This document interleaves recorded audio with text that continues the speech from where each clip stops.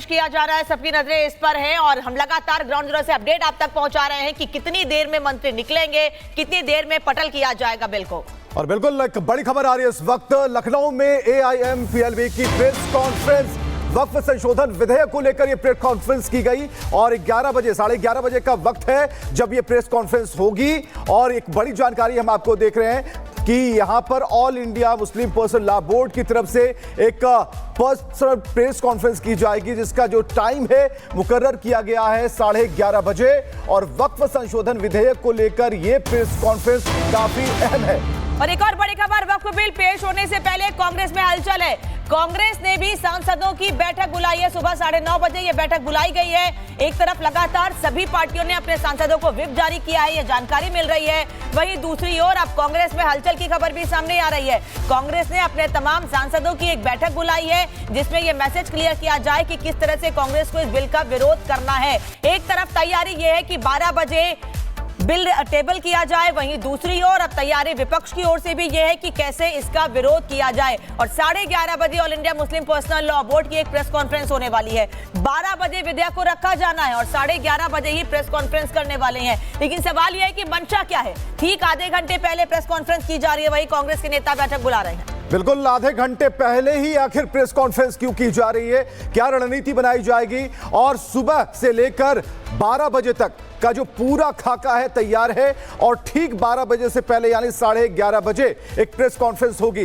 वक्फ bill पेश होने से पहले कांग्रेस में भी हलचल तेज है। इंडी गठबंधन की बैठक पहले ही हो चुकी है, फिर से सांसदों को बुलाया है कि एक बार फिर बैठ जाइए और इसके बाद किसी निष्कर्ष पर आएंगे कि विरोध का जो तरीका है, जो विरोध का के जो शब्द हैं वो कैसे होंगे। तो कुल मिलाकर जो पूरी हमारी टीम है लगातार मौजूद है और हम हमारे जो सहयोगी हैं उनसे ये जानना चाह रहे हैं और लगातार हम पूछ भी रहे हैं कि जो ग्राउंड रिपोर्ट है वो क्या कहती है, हवाओं का रुख क्या कहता है, क्योंकि सब कुछ सेट है। और सबसे बड़ी बात, मुहूर्त के हिसाब से, टाइम फ्रेम के हिसाब से 12 बजे का जो वक्त है वो पूरी तरीके से मुहर के साथ वहीं पर कायम है। तो इस वक्त कई सहयोगी हमारे साथ जुड़ चुके हैं, एक एक सहयोगियों के पास हम जरा आते हैं। दिल्ली सबसे पहले हम चलते हैं मीनाक्षी के पास। मीनाक्षी, जो आप सवेरे खबर बता रही थी, जो जानकारियां दे रही थी कि जो संसदीय कार्य मंत्री हैं उन्होंने तैयारी कर ली है और सबसे बड़ी बात, पेश होने से पहले 12 बजे से पहले एक दिन पहले उन्होंने ब्रीफ भी किया और सारी शंकाओं को दूर करने की बात कही,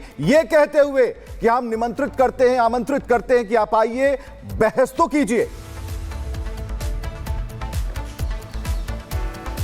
और ये बेहद बड़ी बात है कि देखिए आगे से खुद मंत्री आपको कह रहे हैं कि आप आइए और अपनी राय रखिए, क्योंकि ये सदियों तक याद रखा जाएगा कि आखिरकार किसने विरोध किया और किसने पक्ष में बोला और क्या बोला। सबसे अहम ये हो जाता है। देखिए तस्वीरें में लगातार दिखा रही हूँ आपको कि किस तरीके से यहाँ पर हम यहाँ आवास के बाहर मौजूद है। थोड़ी देर में लगभग 9:30-10 बजे के लगभग वो यहाँ से निकलेंगे और सीधे जब संसद भवन पहुंचेंगे तो क्योंकि आज प्रश्नकाल है और प्रश्नकाल के सीधे बाद बिल को टेबल किया जाएगा। और उनकी तरफ से कल ही ये कहा गया था कि देखिए सदन को अगर लगता है कि चर्चा के लिए समय बढ़ाया जाना चाहिए तो समय भी बढ़ा सकते हैं, लेकिन अगर विपक्ष के लोग कोई बहाना बना करके चर्चा से भाग जाना चाहते हैं तो इसे कोई नहीं रोक सकता है।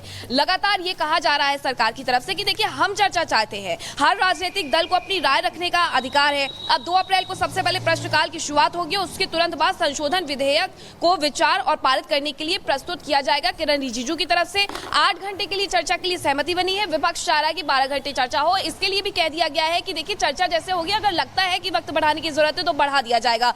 दूसरी तरफ किरण रिजिजू ये भी कहते हैं कि कुछ दल और संगठन हैं जो मुस्लिमों को गुमराह करने के काम करते हैं, लेकिन सरकार की मंशा है कि संसद के इसी सत्र में जो विधेयक है उससे पारित कराया जाए और विधेयक पर सभी सहयोगी दल हो, केरल के बिशप हो या कई मुस्लिम संगठन हो, वो सरकार के साथ खड़े हुए हैं। लेकिन ऐसे कई लोग हैं जो लगातार भड़काऊ बयानबाजी कर रहे हैं, भड़काने की कोशिश कर रहे हैं, कह रहे हैं। कांग्रेस के कई नेता हैं जो ये कह रहे हैं कि आपको सड़कों पर उतरना चाहिए, किसानों की तरह आकर के आपको विरोध प्रदर्शन करना चाहिए। लेकिन एक बात समझना चाहिए, क्योंकि हमने पिछले मीनाक्षी और अब सबकी नजरें किरण रिजिजू के घर पर हैं कि वो कितने बजे अपने घर से बाहर निकलेंगे, क्योंकि 12 बजे का वक्त तय है। वहीं all India Muslim personal law board ने 11:30 बजे एक प्रेस कॉन्फ्रेंस भी बुलाई है। लखनऊ से अजय हमारे साथ जुड़े हुए हैं। अजय, लखनऊ से विरोध के सुर इसलिए क्योंकि सबसे ज्यादा अखिलेश यादव और उनकी पार्टी के नेता इसका विरोध कर रहे हैं। भाई आप भी लोगों के बीच जाकर सही मैसेज दे सकते हैं, लेकिन पता है कि राजनीतिक जमीन खिसक सकती है इससे, इसीलिए लोगों तक गलत मैसेज भ्रम फैला रहे हैं। बिल्कुल चर्चाएं लगातार वक्फ बिल को लेकर है। वक्फ बिल की जो मीटिंग्स हुई वो कई राउंड की मीटिंग्स लखनऊ में हुई। फाइनल मीटिंग जो हुई वो लखनऊ में हुई, जहां जगदम्बिका पाल, असदुद्दीन ओवैसी, तमाम बड़े जो देश के इस्लामिक चेहरे हैं, स्कॉलर्स हैं, वो भी पहुंचे थे। अब बात करते हैं लोगों से, उनकी क्या राय है। आप बताएं, वक्फ बिल कुछ बन रहा है मामला? बिल्कुल, देखिए वक्फ बिल कोई ऐसा तो है नहीं कि पहले ही उसमें लेके आए हैं। वक्फ बिल बाकायदा संवैधानिक प्रक्रिया से होकर आया है, संसद में पटल पे पेश हुआ है। उसके बाद जेपीसी की बैठकें हुई हैं, कई जगह बैठकें इसकी की गई हैं और बैठक करने के बाद इसका ड्राफ्ट तैयार किया गया है। करने की बात आप कर रहे हैं, ये बताइए कुछ हो पाएगा कि गले की हड्डी बन जाएगा? नहीं सर, जरूर वक्फ बिल जरूर पास होगा और ये मोदी जी बहुत ही अच्छा कार्य कर रहे हैं। ये तुष्टीकरण की नीति हमेशा कांग्रेस करती थी, जो कि अब खत्म हो रही है। और धारा 370 इससे पहले मोदी जी लाए, वो भी बिल बहुत अच्छा था और ये बहुत ही अच्छा कार्य कर रहे हैं। और पूरा इस बिल की अच्छाई है, थोड़ा आगे आइए और बताइए इस बिल की अच्छाई जरा बताइए। सर ये जो वक्फ वाले हैं, ये क्या करते थे, किसी भी जमीन को अपना बोल देते थे और सबसे बड़ी बात सामने वाले को सिद्ध करना था कि हाँ ये जमीन हमारी है। तो अब ये इस संशोधन के बाद ये सब हट जाएगा, तो ये बहुत ही अच्छा कार्य हो रहा है। ये अच्छा कार्य हो रहा है, जमीन पर लगता है कि इंप्लीमेंटेशन हो पाएगा? आपको क्या लगता है? बिल्कुल होगा, 100% होगा, क्योंकि ये मोदी सरकार है और मोदी सरकार का यह है कि जो कहते हैं वो डेफिनेटली करते हैं। और चूंकि उन्होंने कहा सबका साथ और सबका विकास, इसी नारे पे कार्य कर रही है भारतीय जनता पार्टी। और ये जो वक्फ बिल आएगा, इस वक्फ बिल में आप देखिएगा अजय जी, गरीब जो तबका है मुसलमान का, उसको बहुत बड़ा राहत मिलेगा, उसमें उनको बहुत सुविधाएं मिलने वाली हैं उसमें, इसके आगे जो कार्य होंगे। अच्छा, लगता है आपको बात बनेगी? आपको क्या लगता है, बात बनेगी वो बिल को लेकर? हाँ बनेगी, बात बनेगी।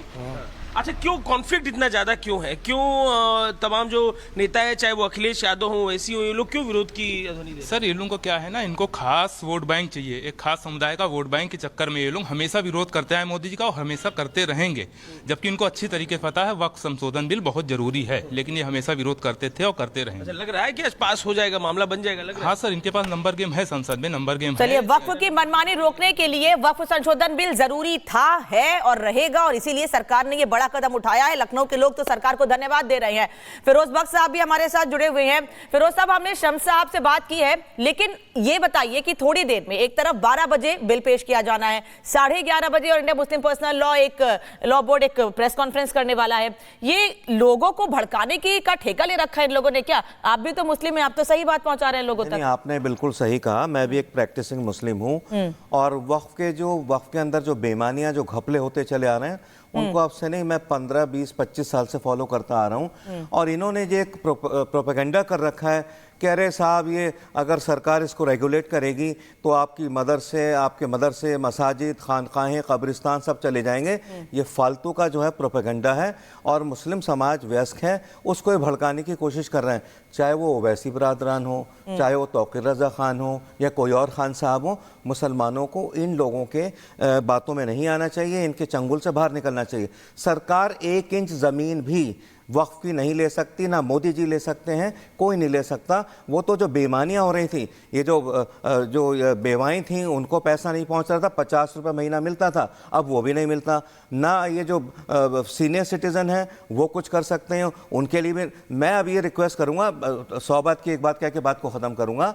ये अगर बिल पास हो जाता है, अभी तो देखना है पास होता है नहीं, क्योंकि सरकार अच्छे से मैनेजमेंट करना जानती है फ्लोर पे, ये होना चाहिए। वक्फ की जो 9 लाख मतलब 9.5 लाख एकड़ जो ज़मीन है, उससे गरीब मुसलमानों को, बेवाओं को, गरीब बच्चों को कोई फ़ायदा नहीं पहुंच रहा है। ये सब मोटे मोटे लोग, चाहे वक्फ के ऑफिसर्स हों, चाहे वक्फ के वकील हों, ये अपनी जेबों में वो सारा धन बटोर रहे थे और अभी तक बटोर रहे हैं। तो अब अल्टीमेटली अगर ये पास हो जाता है, सरकार इसको रेगुलेट करती है, सरकार कब्जा नहीं करने वाली, 1 इंच भी ज़मीन की सुचरिता नहीं कब्जा करने वाली। विवेक जी, ये सब मुसलमानों के बेनिफिट के लिए हैं और ख़ास तौर से अमीर नहीं, गरीब मुसलमानों के लिए। और आखिर में कहना चाहूँगा मैं कि अगर ये रेगुलेट हो जाता है तो सरकार को एक कमेटी बनानी चाहिए विडोज़ की, एक कमेटी एजुकेशन की, एक कमेटी पॉलिटिकल अफेयर्स की, एक कमेटी बनानी चाहिए कब्रिस्तानों की, खानकाहों की, इस तरह से। और उसमें ईमानदार लोग लेके आएँ, वो लोग नहीं जो वक्फ के नाम में, जो वक्फ अल्लाह है, जो गरीबों का है, बेवाओं का है, वो अपनी जेब भरें। अल्टीमेटली ये बिल्कुल, लेकिन सादाब साहब फिर तो वही बात होगी, 50 रुपए वाली बात इन्होंने कह दी, सारी जमीनें इन्हीं की हो गई। ये नहीं चाहते कि कलेक्टर साहब के पास जाएं, ये नहीं चाहते कि किसी और कोर्ट की तरफ जाएं, ये कहीं नहीं जाना चाहते और कहते कि हमारी घेराबंदी में कोई दूसरा भी नहीं आ सकता।